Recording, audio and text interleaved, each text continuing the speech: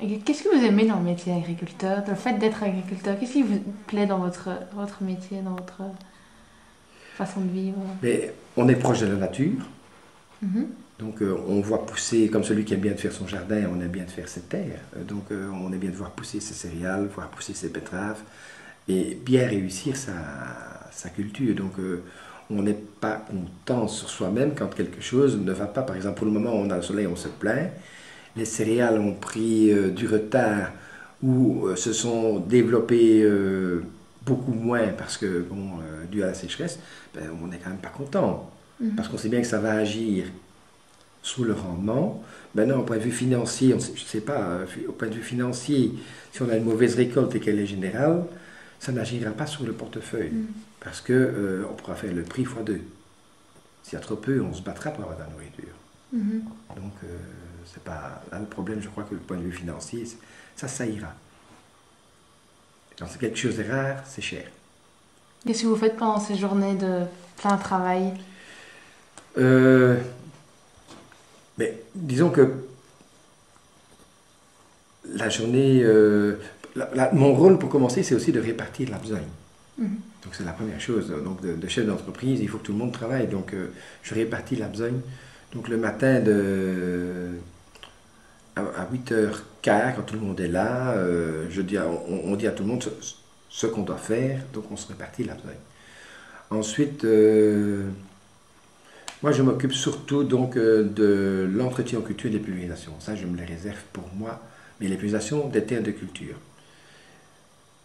Mes fils, donc vous venez en voir un, lui s'occupe surtout des pollinisations et de l'entretien des plantations. Donc Mhm. c'est les pommes, les poires, donc la taille. Et alors le travail est par période.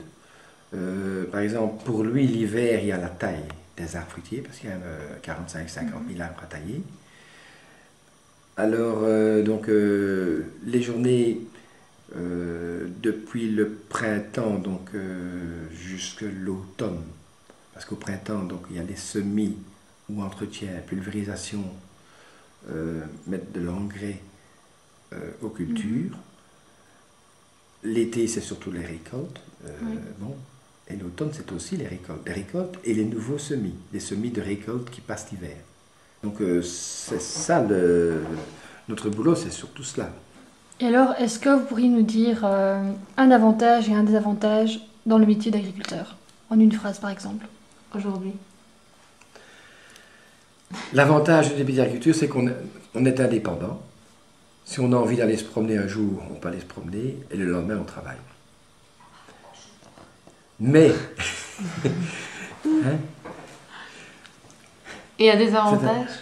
le désavantage, c'est que normalement, le désavantage, c'est un peu le revers de cela, c'est qu'il y a, euh, on ne sait jamais à 8-10 jours près si on sera libre pour ce moment-là, parce qu'on peut avoir du boulot à un moment. C'est un désavantage aussi. Donc on doit toujours s'adapter à la besogne. Et un des gros désavantages de l'agriculteur, c'est qu'il faut beaucoup de capitaux. Et si vous n'avez pas des capitaux privés, vos capitaux personnels pour pouvoir vous lancer, c'est impossible. Et c'est pour ça que l'on dit qu'une ferme, ça se remet à ses enfants. C'est parce qu'en général, il faut beaucoup de capitaux privés et les parents donnent ces capitaux. Si on doit les faire payer, si je devais faire payer le prix de toutes mes terres et de tous ce que j'ai repris à mes enfants, il n'y a aucun des deux qui aurait voulu se faire fermer. Ils seraient partis ailleurs.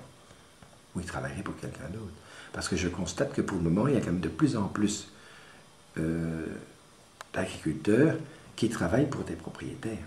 Mhm. Donc on est en train tout doucement de retourner vers un système d'avant la Révolution française. Je veux dire, on a fait la Révolution pour l'exploitation des serfs vis-à-vis des gros propriétaires. Et il arrive un moment maintenant où les propriétaires deviennent de plus en plus gourmands. On Mhm. voit ça dans la finance, c'est un peu comme ça dans les terres aussi. Le capital terre devient trop important pour ce que ça rapporte. Et concernant les agriculteurs qui ont arrêté leur métier, est-ce que vous en connaissez les raisons? La plupart pour la mise à la pension. Donc ils vont jusque la pension et puis les enfants, donc ils n'ont pas eu de successeur. Ou les enfants ne voulaient pas. Ou ça peut arriver aussi parce que les parents voulaient trop d'argent. Donc demander à leurs enfants trop d'argent pour reprendre, à ce moment-là, les enfants ne prennent pas. Vous savez, j'ai même dans ma famille, j'ai 2 enfants qui sont ingénieurs, donc ils sont ingénieurs de Louvain, et 2 ingénieurs agronomes. Donc il avait 7 enfants, 2 ingénieurs agronomes. Ils travaillent. Il y en a un qui était au ministère, donc il était ingénieur au ministère de l'Agriculture pour l'Environnement. Je ne sais pas combien il gagne, mais il gagne certainement, je veux dire, 3 à 4 000 euros par mois. Quand il reprend la ferme, il a dit, quand son père, tu peux avoir la ferme. Il a dit, papa, je dois emprunter combien? Il va emprunter au bas mot, je vais dire, 250 à 300 000 euros ou 400 000 euros. Ouais.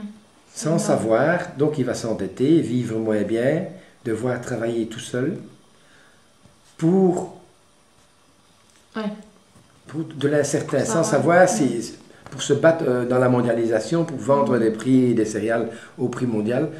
Si on n'est pas soutenu, on n'a plus d'aide, il dit je vais gagner beaucoup moins que d'avoir ma place au ministère. Donc il n'a pas repris. Et son père a fait ça parce qu'il avait 7 enfants, et il dit voilà, j'ai 7 enfants, je trouve que si je remets à quelqu'un d'autre, je touche autant de millions, hein, ou c'est en francs, enfin bon, je touche autant de millions, donc tu dois payer ça, et on repartage avec les frères et sœurs. Mais il n'a pas voulu. Et sa sœur, qui est ingénieure agronome aussi, n'a pas voulu. Donc aucun des deux, ils ont choisi la vie facile. C'est ça, la vie facile. Et il y a beaucoup de personnes qui ne veulent pas avoir un horaire irrégulier, donc ils préfèrent avoir un horaire régulier.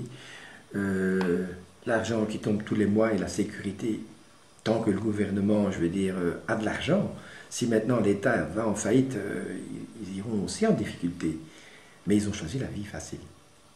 Ça, c'est quelque chose.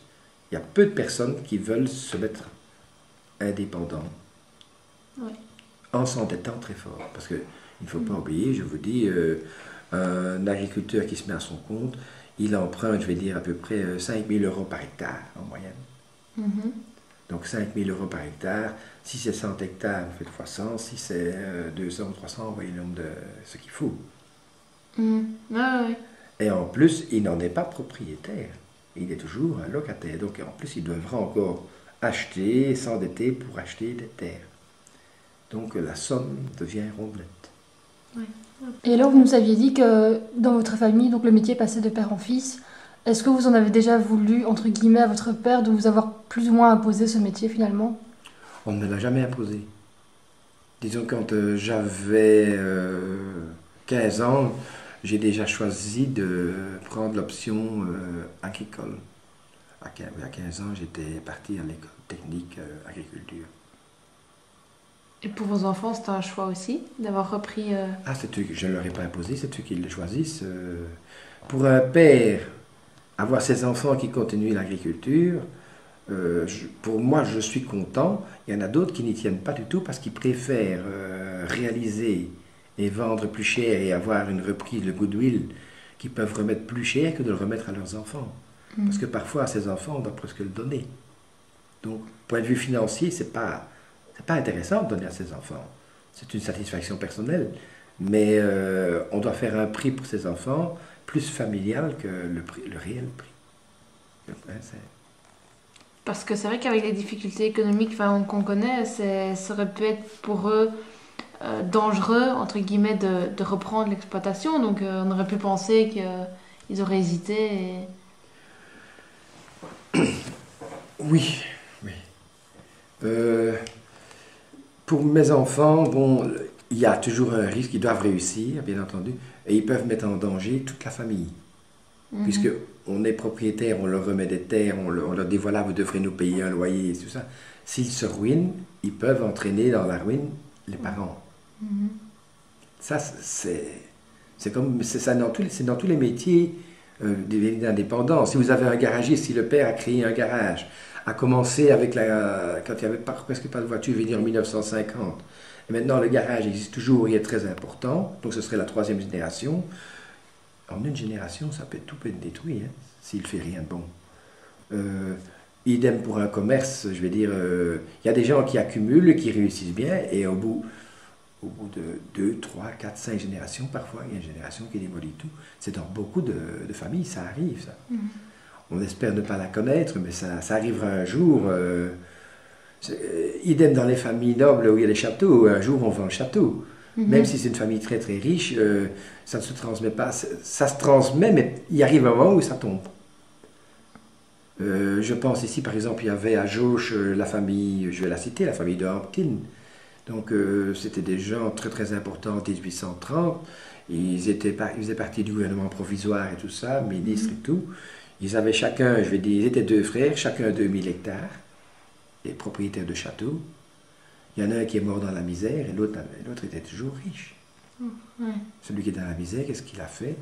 Pour dépenser tout cela, les femmes.